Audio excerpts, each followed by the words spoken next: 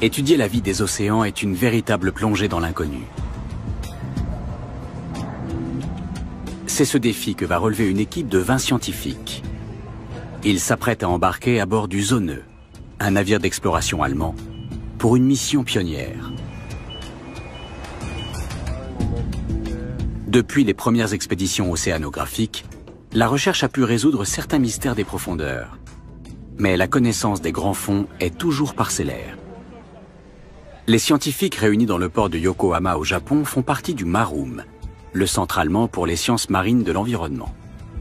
Leur mission est ambitieuse, explorer les fonds marins japonais pour mieux comprendre les tsunamis. Leur voyage est programmé depuis des mois et le matériel a déjà été acheminé par voie maritime depuis l'Allemagne. Pour la première fois, les chercheurs allemands vont travailler main dans la main avec des scientifiques japonais. Travailler à bord, c'est ce que je préfère dans mon métier. Chacun est spécialisé dans un domaine et nous faisons des découvertes inédites. C'est ce qui rend notre métier passionnant. La destination a de quoi allécher tous les géologues du monde. L'épicentre du tremblement de terre qui, le 11 mars 2011, a frappé le nord-est du Japon.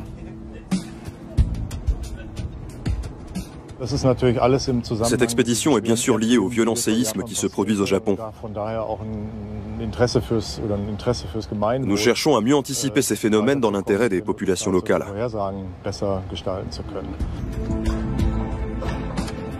Le navire océanographique restera 4 semaines en mer, avec une brève escale pour renouveler l'équipage.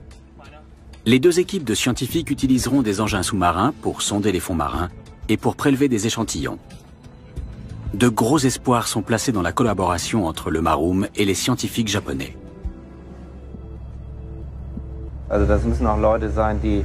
Il faut des gens persévérants qui ne se découragent pas au premier échec, des gens énergiques et volontaires, et nos confrères japonais le sont.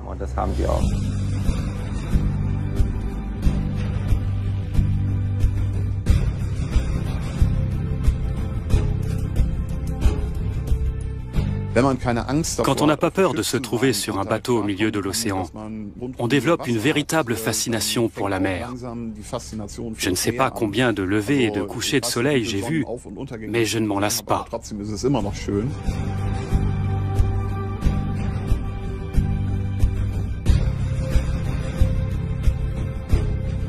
Le navire reste rarement ancré à Brême, son port d'attache. La plupart du temps, il est en expédition dans les mers et les océans du globe.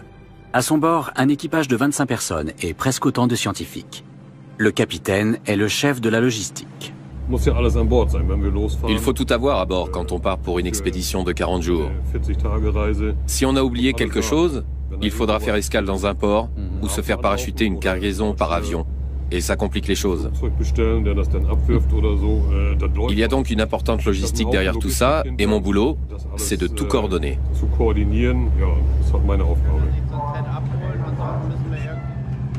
Avant même que le premier engin soit mis à l'eau, toutes les personnes à bord participent à un exercice de sécurité. La mer au large des côtes japonaises est agitée.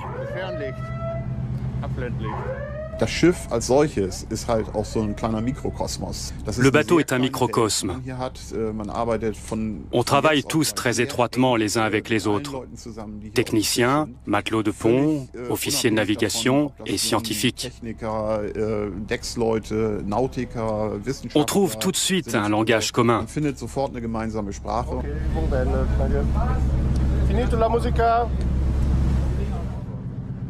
Océanographe passionné, le chef de projet Gerold Weffer chapeaute l'équipe scientifique. Je trouve motivant d'explorer avec nos confrères japonais une zone extrêmement intéressante. Elle l'était déjà avant le séisme, en raison des émanations de gaz qui ont été observées et de l'activité tectonique. C'est toujours passionnant et un véritable défi d'explorer cette zone.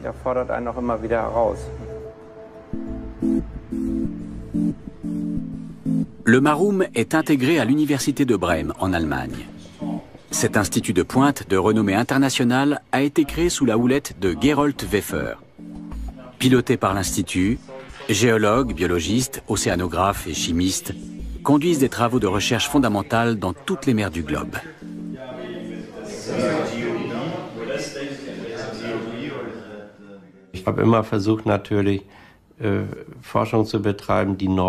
J'ai une approche innovante de la recherche. Je m'intéresse à ce qui n'a pas encore été fait, aux thématiques importantes pour l'avenir. Je me projette toujours dans 5 ans, pour mieux identifier les orientations à suivre en fonction des thèmes émergents.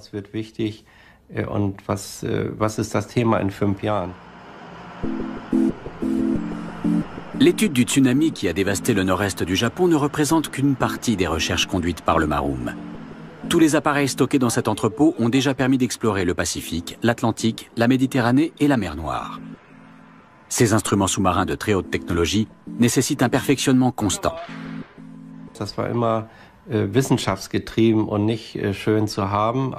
Ces instruments ont été développés pour répondre à des projets scientifiques précis et urgents.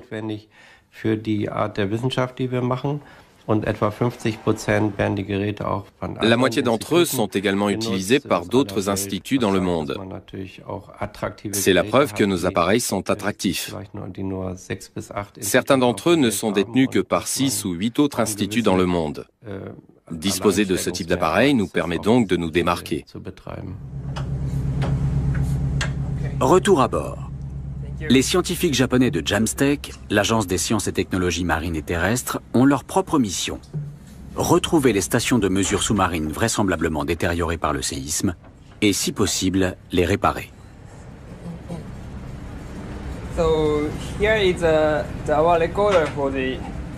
Nous allons envoyer cet équipement au fond avec le robot téléguidé. Et une fois que nous aurons trouvé les stations, nous les connecterons à cet enregistreur de données.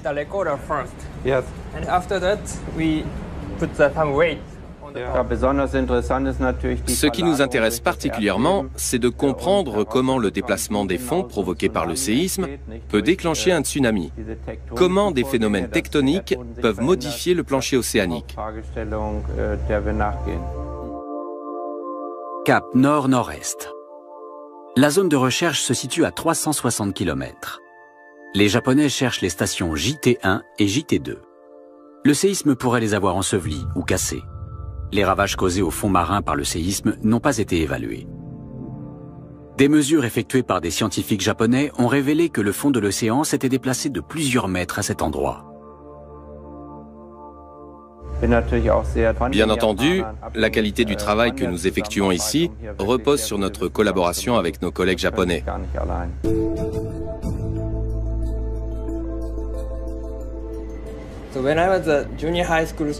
J'ai vécu le grand tremblement de terre de Kobe alors que j'étais au collège. C'est pour cette raison que je suis devenu géologue et que je me suis spécialisé dans les séismes. Je fais ce métier dans l'intérêt de la population japonaise.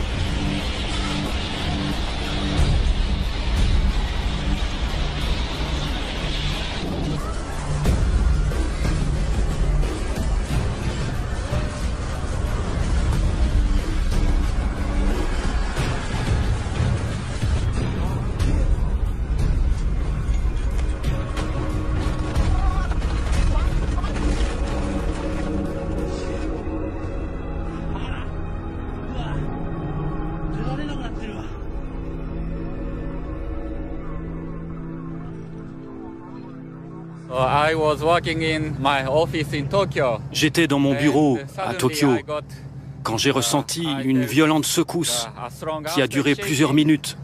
On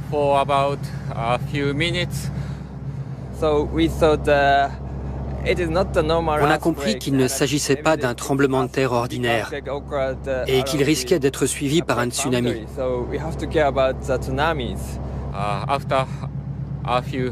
Quelques heures plus tard, c'était la panique totale à Tokyo. On a vu les premières images à la télévision.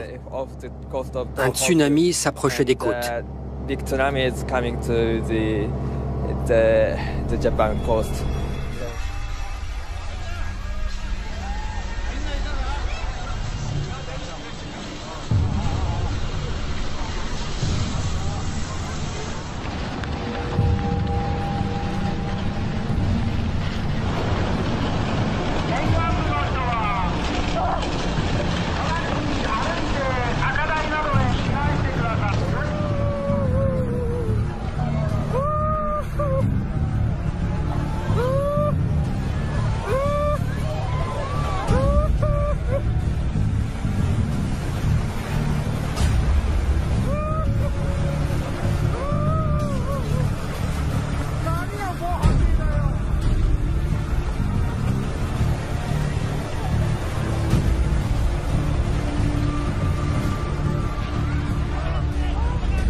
Le tsunami engendré par le séisme du 11 mars 2011 a atteint les côtes japonaises en 20 minutes.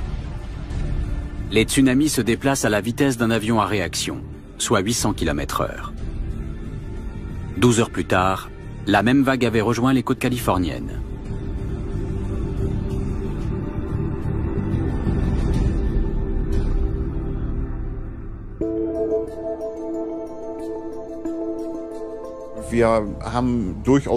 Nous sommes conscients de l'importance des investissements financiers.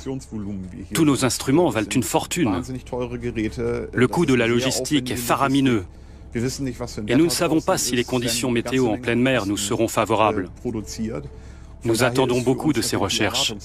Et la pression est grande.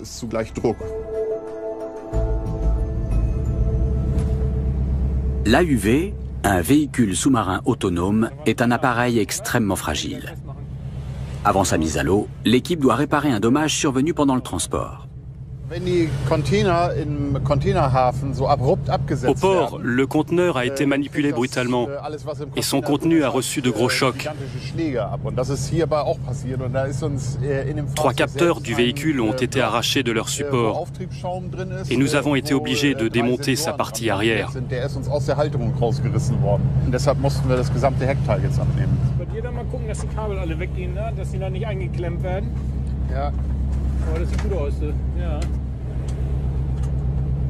Grâce à l'AUV, les scientifiques vont pouvoir analyser le relief sous-marin et dresser des cartes de régions encore inexplorées.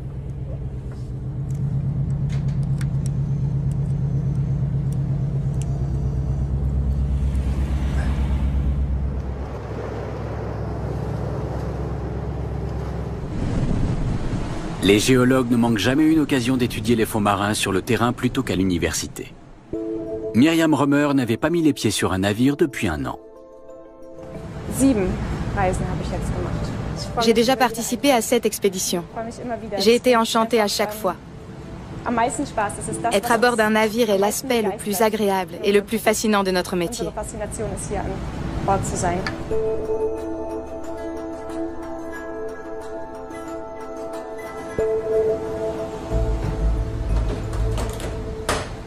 Son travail à bord commence par l'installation du laboratoire embarqué. On va prélever et analyser des composés gazeux contenant du méthane. Pour cela, on aspire les gaz dans un récipient pressurisé, maintenu à la même pression que celle des fonds marins. Une fois remontés, on pourra les libérer de manière contrôlée et mesurer leur teneur en méthane.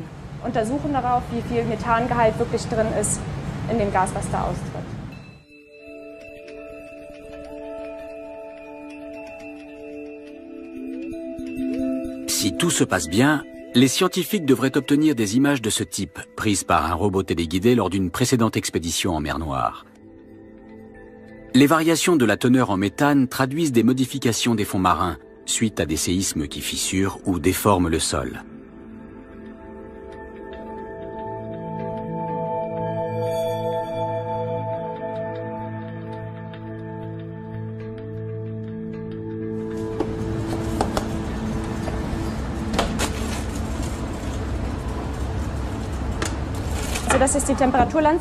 On positionne la lance thermique de cette manière pour l'enfoncer dans le sédiment.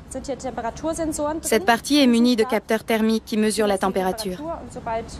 Dès que nous détecterons une anomalie, c'est-à-dire une élévation de la température, nous saurons qu'il faut chercher de ce côté-là. Mais dans l'immédiat, je dois d'abord arrimer tous les appareils, car avec la houle, ils risquent de tomber de la table. Le pont est balayé par les vagues. Les prévisions météo sont mauvaises.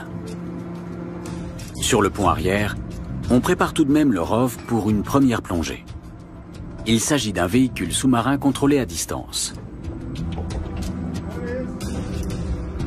Volker Rathmeyer a piloté l'appareil dans presque toutes les mers du globe, mais pas encore ici.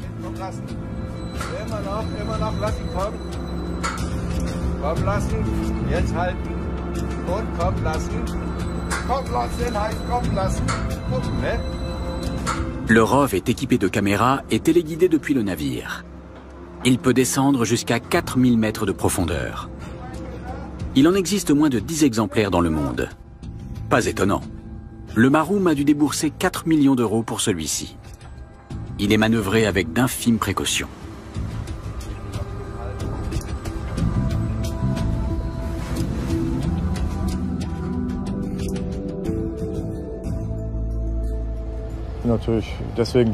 Je suis devenu scientifique parce que les énigmes me fascinent. C'est passionnant de chercher des solutions aux interrogations de la science, de mener des recherches dans des conditions totalement nouvelles, mais aussi d'assurer leur mise en œuvre sur le plan technique. Et pour ce type d'exploration, on ne peut avoir recours qu'à des technologies de pointe.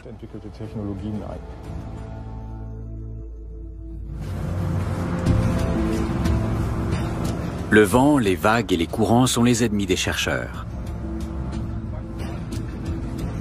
La plongée numéro 318 du ROV est finalement reportée. Il y a un courant de presque 2 nœuds, du vent et une houle de presque 3 mètres. On a tenté une sortie, mais c'est trop difficile de régler le ROV dans ces conditions. On a finalement renoncé à la plongée car la mer est de plus en plus agitée.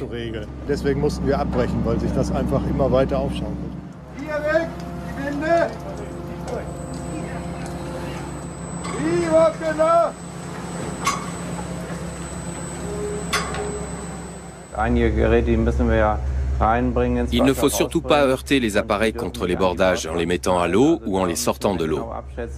Il faut donc évaluer très précisément les risques et ce n'est pas toujours facile de prendre une décision.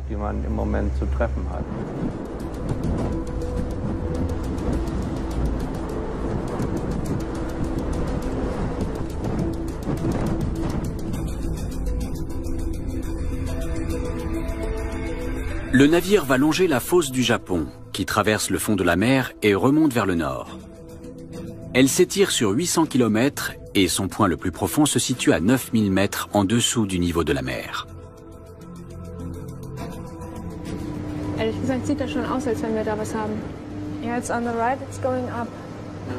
À bord, le sondeur multifaisceau balaie le fond et donne des informations sur sa morphologie.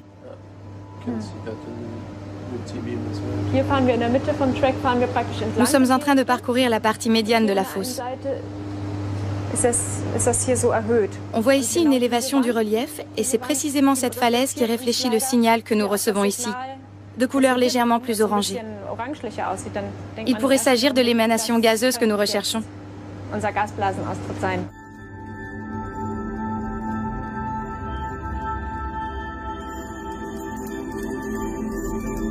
Pour détecter ces phénomènes dans les eaux japonaises, il faut impérativement disposer de cartes des fonds marins.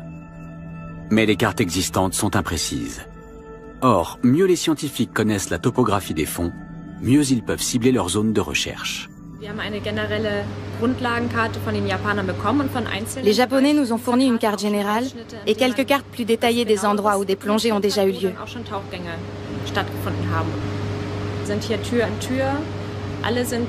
Tout le monde est impatient de voir ce qu'on va découvrir. L'avantage, c'est qu'on peut aussi discuter de ces découvertes. Si l'un de nous a de nouvelles idées, il peut immédiatement en discuter avec les autres. Cette manière de travailler est très efficace, car elle permet d'avancer beaucoup plus vite dans la compréhension des phénomènes observés.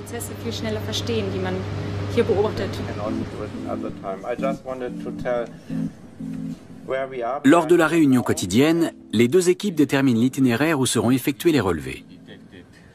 Le navire a maintenant atteint une position qui intéresse beaucoup les chercheurs japonais. Ils pensent que le plancher océanique s'est soulevé à l'extrémité d'un talus continental. Pour l'instant, c'est une simple hypothèse.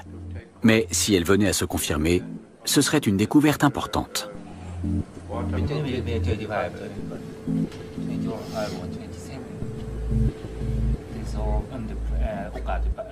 La fosse du Japon se caractérise par des versants escarpés sur lesquels se sont accumulés des sédiments. Des secousses de type sismique peuvent les mettre en mouvement, et si ces glissements sont de grande ampleur, ils peuvent causer des tsunamis.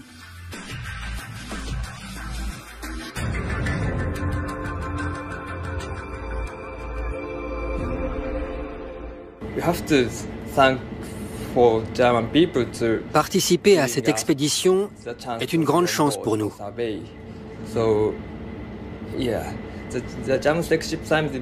JAMSTEC, notre institut, ne dispose que d'un nombre limité de navires. Et la plupart sont actuellement mobilisés sur d'autres campagnes de mesure.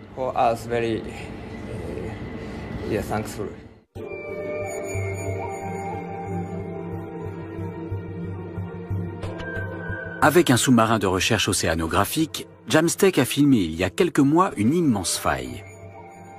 Cette découverte a néanmoins apporté plus de questions que de réponses. La faille est-elle récente ou ancienne? Est-elle consécutive au séisme du 11 mars 2011?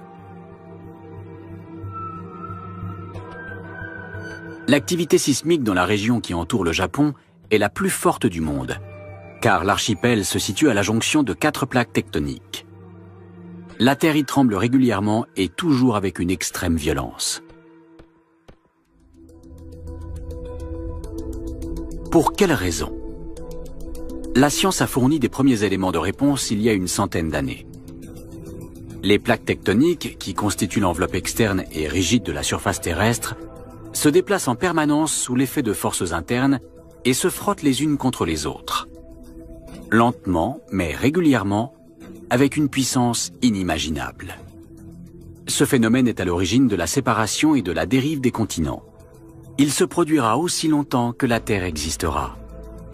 Les scientifiques sont capables de dire dans quelle direction se déplacent les plaques tectoniques et de calculer approximativement quelle sera la position des continents dans 50 millions d'années.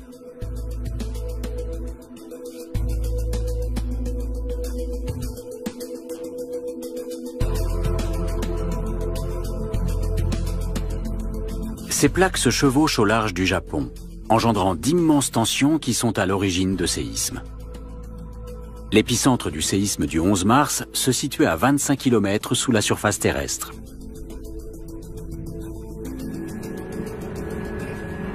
Un des principaux objectifs de la mission est de prélever des échantillons du sol dans la fosse du Japon. Une première analyse des carottes de sédiments à bord du navire livrera des premiers résultats en quelques jours. Les carottes seront ensuite expédiées à Brême pour des analyses plus poussées.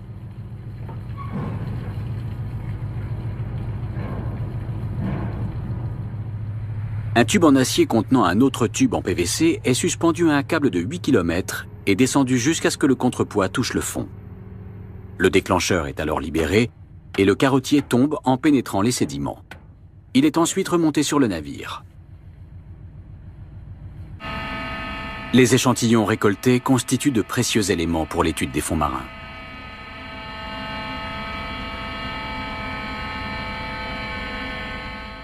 À bord, l'équipe prélève la moitié de la carotte sédimentaire à des fins d'analyse. L'autre moitié, qui doit servir de référence, sera conservée intacte dans un entrepôt.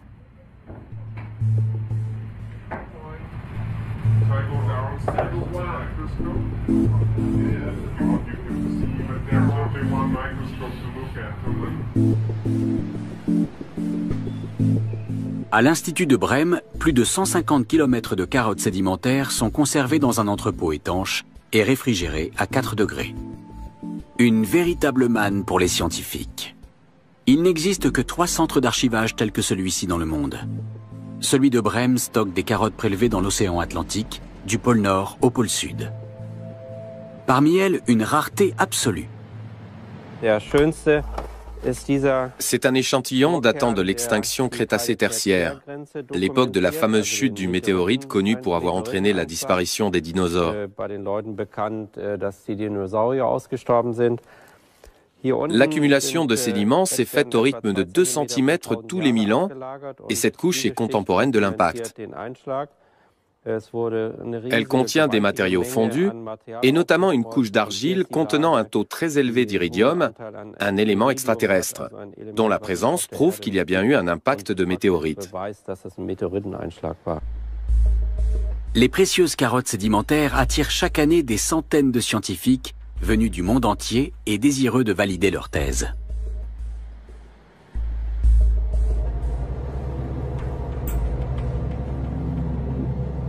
À bord du Zoneux, les scientifiques disposent d'un équipement vidéographique nommé OFOS, qui est utilisé lorsque la météo ne permet pas la mise à l'eau du rove. Il est remorqué par un câble de 4000 mètres de long.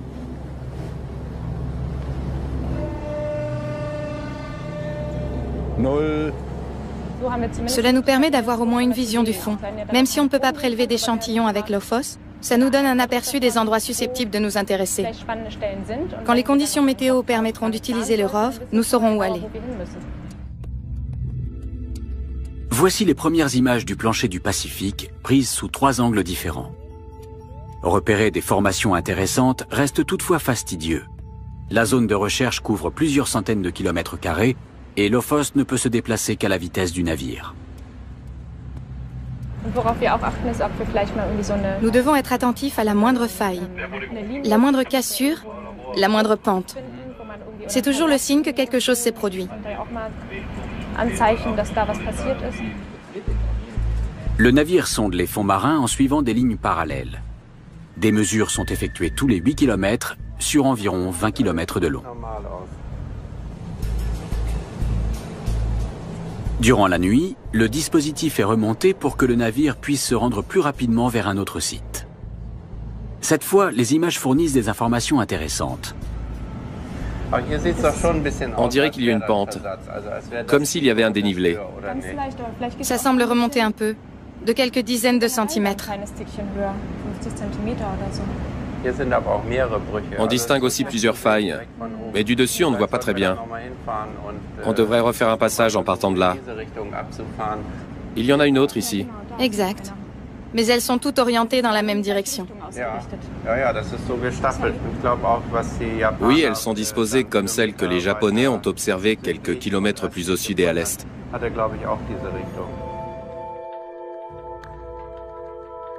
Le navire se trouve à la limite de sa zone de recherche, à seulement 220 km à l'est de Fukushima. Afin de mieux quadriller la zone, l'équipe décide de recourir à un autre appareil sous-marin, l'AUV. Le véhicule sous-marin autonome a pour mission de cartographier les fonds marins. À ce jour, les cartes existantes sont encore approximatives. L'AUV est chargé de préparer le terrain pour le ROV, qui sera plus facile à guider à partir de cartes détaillées. Les deux équipes de scientifiques déterminent ensemble la zone à cartographier. Ce sera pour eux l'occasion d'affiner les cartes existantes.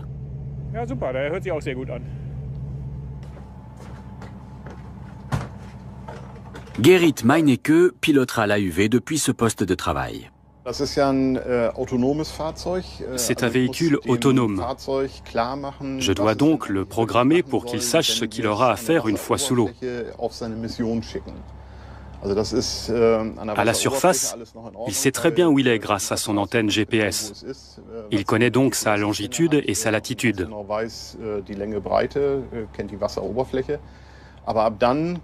Ensuite, on va lui donner l'ordre de passer en mode mission et de rejoindre une position déterminée. Une fois qu'il l'aura atteinte, il commencera à descendre vers les fonds marins avec un mouvement de spirale. Ce que nous voyons ici, en haut, c'est la courbe de niveau délimitant les 3450 mètres de profondeur. On pense poser le véhicule à cet endroit. L'appareil va descendre à l'aveugle sur plus de 3000 mètres. Voici à quoi ressemblent les cartes existantes du secteur. L'AUV va permettre d'établir un relevé plus précis d'au moins une partie de la dorsale. Ce travail préalable est indispensable si on veut optimiser les plongées du ROV. L'AUV va générer une carte sur laquelle figure chaque mètre carré et le moindre relief. C'est aussi pratique qu'un plan de ville. Moi, je dirige le robot sous l'eau et mes collègues m'orientent grâce à la carte. Par exemple, ils vont me dire « À tel endroit, il y a une structure avec 2 petits monticules. Fais avancer le robot de 5 mètres, puis tourne à 90 degrés. Ensuite, continue encore sur 5 mètres. Et je tombe pile sur le relief identifié sur la carte. C'est donc extrêmement efficace de travailler avec ces 2 véhicules.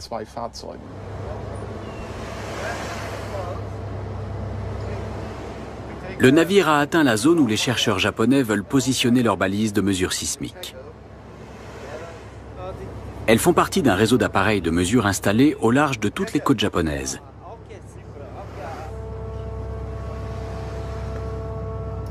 L'expédition est l'occasion d'installer de nouveaux capteurs, car le réseau a besoin d'être densifié.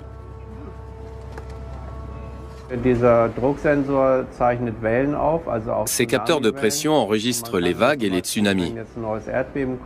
Si un nouveau séisme suivi d'un tsunami se produit, et même si celui-ci est de moindre amplitude que celui de l'an dernier, il sera enregistré et servira à l'étude globale des raz-de-marée déclenchés par les séismes.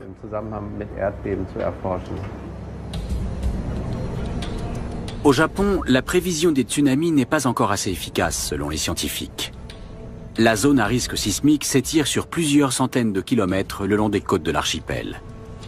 Il est prévu d'y installer de nouvelles sondes.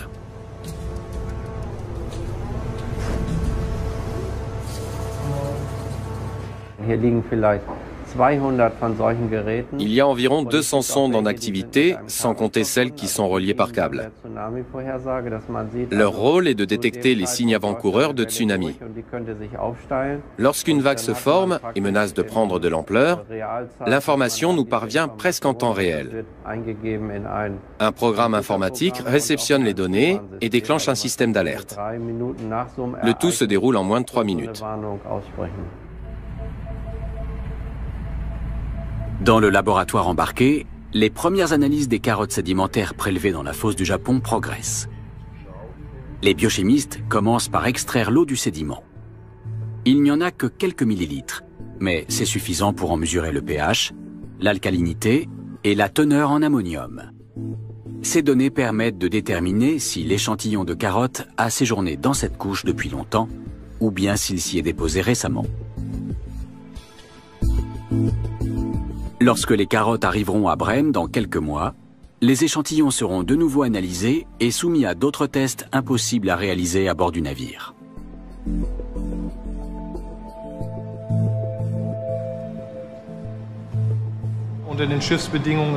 Les conditions à bord ne sont pas toujours idéales pour effectuer de bonnes mesures. Nous en revérifions certaines une fois rentrées pour nous assurer que les résultats concordent. Les prélèvements sont placés dans le passeur d'échantillons. L'échantillon est aspiré dans le tube, introduit ici, dans le nébuliseur, puis passé à la flamme. Sous l'effet de la chaleur, les constituants de l'eau se dissocient, et plus il y en a, plus ça s'éclaire. 6 mois après la campagne d'exploration en mer, des experts du Japon et du monde entier se retrouvent à Brême. Durant 4 jours, tous les résultats sont mis en commun. Les carottes sédimentaires sont elles aussi réexaminées. Des analyses chimiques, biologiques et géologiques sont effectuées. Les chercheurs se réunissent ensuite pour faire un premier bilan. Les résultats correspondront-ils à leurs attentes? Je suis enchanté. Nous avons ramené beaucoup de carottes sédimentaires extrêmement intéressantes. Nous avons vu beaucoup de choses que nous espérions trouver et beaucoup d'autres dont nous n'avions même pas osé rêver. Et il y a aussi des choses que nous ne comprenons pas et qui vont nécessiter des recherches plus avancées. C'est une réussite. Les scientifiques japonais ne sont pas venus uniquement pour partager leurs résultats. Ken Ikewana va ramener des échantillons au Japon pour des analyses complémentaires. Nous essayons de déceler des traces de séismes antérieurs dans les sédiments.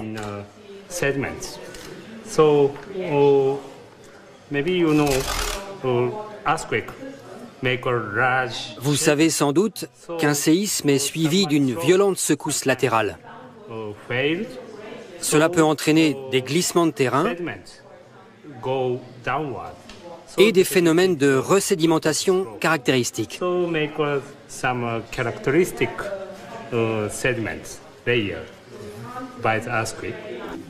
Au Japon, les échantillons subiront des analyses chimiques, mais seront également radiographiés pour permettre aux chercheurs d'examiner les couches les plus fines, susceptibles de receler les traces de séismes récents.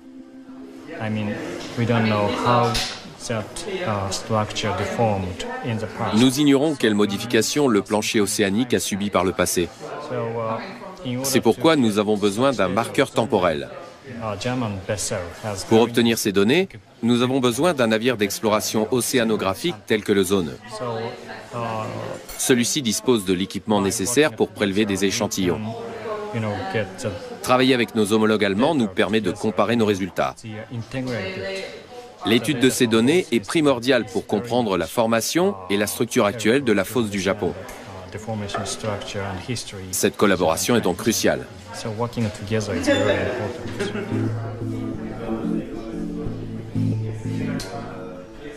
La mise en commun des résultats provisoires a fait progresser la communauté de chercheurs, notamment sur la question fondamentale de l'origine du tsunami du 11 mars 2011.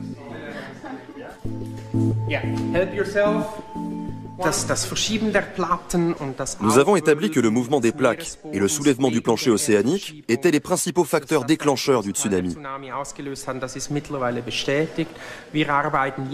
Nous travaillons actuellement avec d'autres chercheurs et grâce à des modèles informatiques, nous allons déterminer si d'autres vagues ont été générées par ces mécanismes.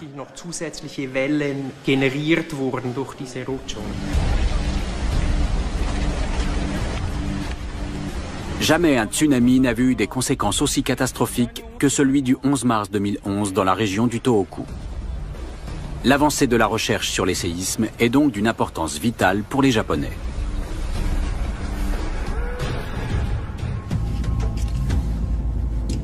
L'expédition scientifique poursuit son autre objectif: localiser les stations de mesure JT1 et JT2 et relever leur nouvelle position.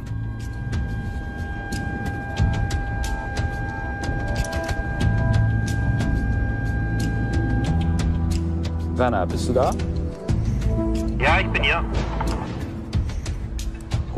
La météo s'est améliorée.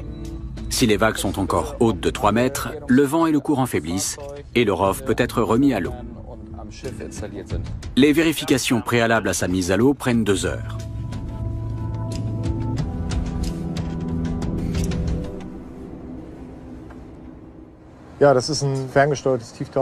C'est un véhicule sous-marin téléguidé. Il est capable de plonger à de grandes profondeurs, d'effectuer divers prélèvements et diverses mesures.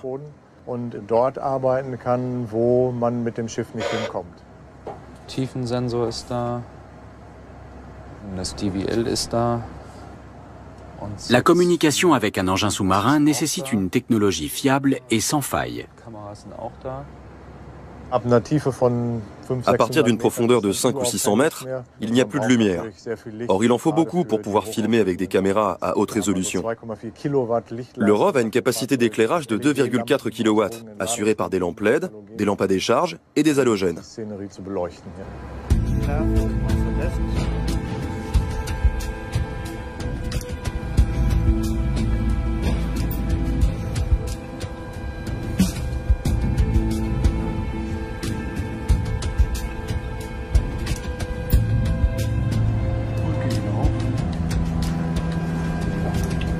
Jo, alles in Ordnung. Gut, check Orion. Okay, verstanden, Orion.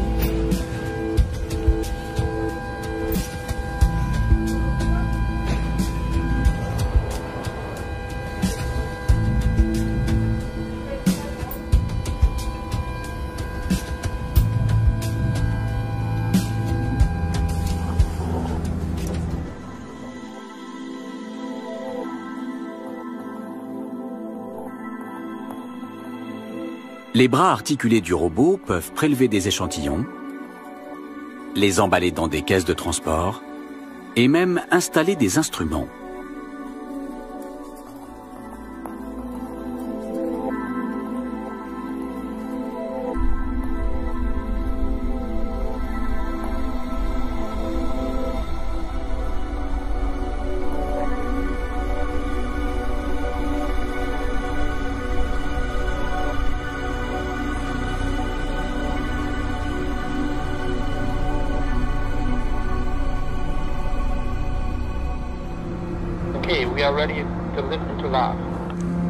Kann losgehen. Laschings los! Ja. Gut, geht los. So geht er.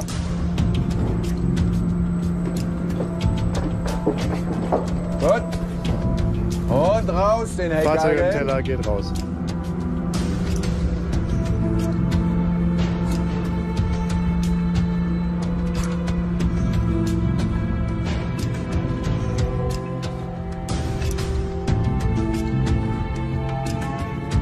Und stopp den Heckhaken. So, Fahrzeug außenbord. Klar für High Power. Okay, High Power is coming up now. So, ihr seid soweit? Wir sind soweit. Ja, wenn dann jetzt. Gut. Kinder 4. Fahrzeug geht ins Wasser, ihr sagt Lasching mitkommen. Kann er los? Lasching los? Lasching los, ja. Lasching los! Ach, scheiße. Geahndet. Los, den Lasching! So, Winde hieven, Winde hieven. Ist egal jetzt. Winde hieven! So, Fahrzeug ist frei. Bisschen eindrehen nach Steuerbord. Rückwärts Stopp, eindrehen nach Steuerbord. Ja, schmeiß raus und klein voraus. Noch ein bisschen. Gut. So, gute Position, gute Ausrichtung. Turn Counter könnt ihr resetten und abtauchen. Turn Counter nochmal resettet, wir tauchen ab. Okay.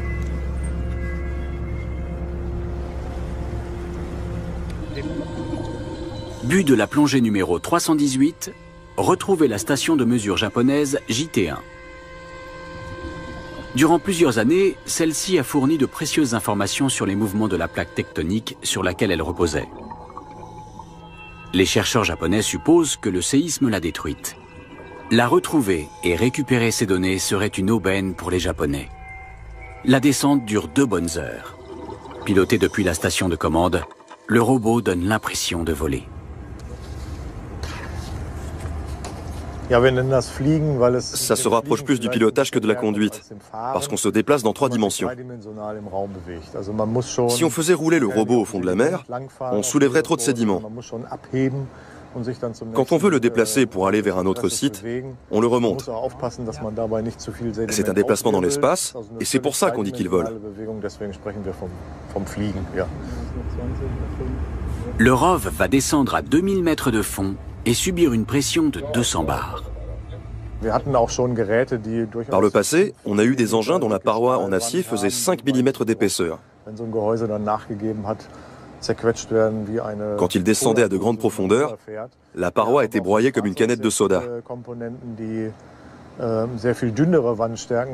Sur le ROV, beaucoup de composants ont des parois bien plus fines, mais elles résistent à la pression parce que leurs espaces creux sont comblés avec de l'huile.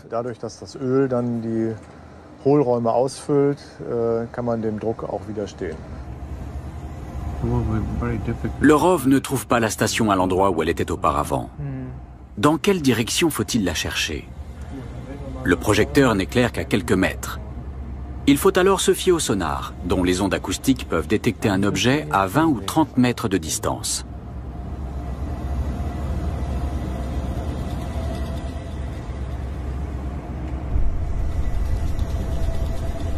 Je pensais qu'on trouverait plus facilement.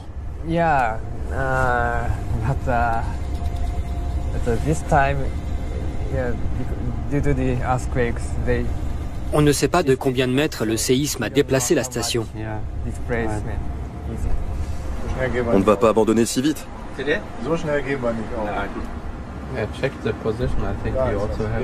La voilà. Les scientifiques savent à présent dans quelle direction aller. Quelques minutes plus tard, ils aperçoivent la station.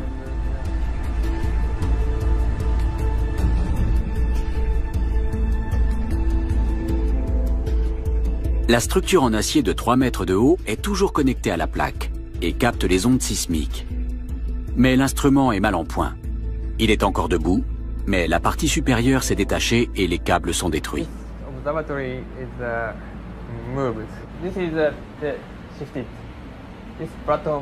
La station est inutilisable. Kazuya Kitada commente les images pour ses collègues. Le robot fait lentement le tour de la station pour en visualiser tous les détails. La fabrication et la mise en place de l'appareil ont coûté des millions.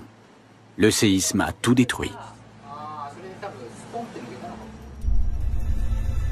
Quant à la deuxième station, elle n'est plus à sa position initiale, mais semble encore à peu près fonctionner. Reste à savoir si elle pourra être réparée.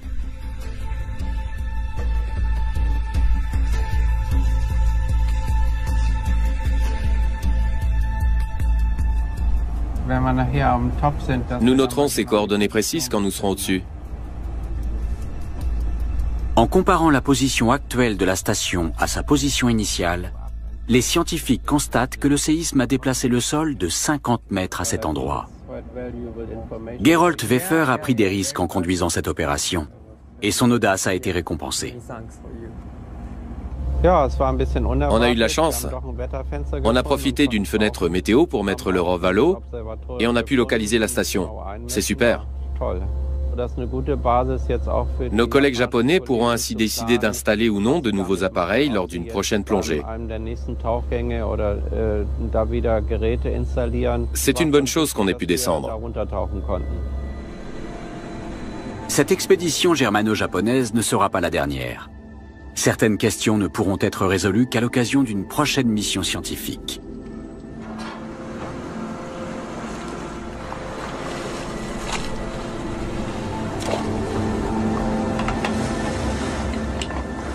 L'une d'elles concerne l'analyse plus approfondie du sédiment. Le chef de projet allemand est très satisfait de cette collaboration avec les scientifiques japonais. Nous avons recueilli des données extrêmement précieuses. La position des deux stations de mesure nous a permis d'établir avec exactitude les mouvements du plancher océanique. Celui-ci s'est déplacé dans des directions totalement différentes. J'ai été très surpris.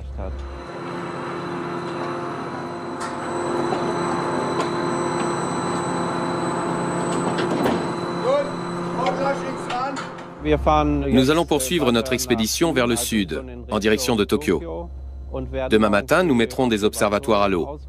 Ce sont des instruments de mesure que nous arrimerons dans le sol. Nous les récupérerons lors d'une prochaine expédition. Puis nous reprendrons la route et en chemin, nous effectuerons d'autres mesures des fonds marins. Le Japon est en vue. Mais les chercheurs continuent à sonder les fonds marins jusqu'au dernier moment. Le déplacement du plancher océanique, confirmé lors de cette expédition, a-t-il joué un rôle dans la formation du tsunami? Nous avons obtenu des résultats impressionnants, y compris par rapport à d'autres expéditions menées au Japon.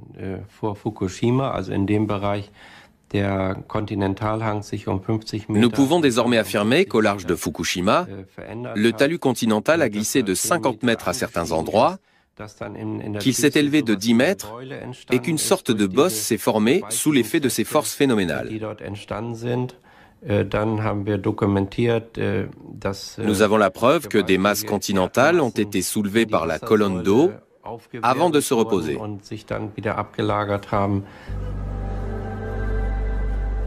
L'expédition a-t-elle permis de livrer une explication sur l'origine du tsunami du 11 mars 2011?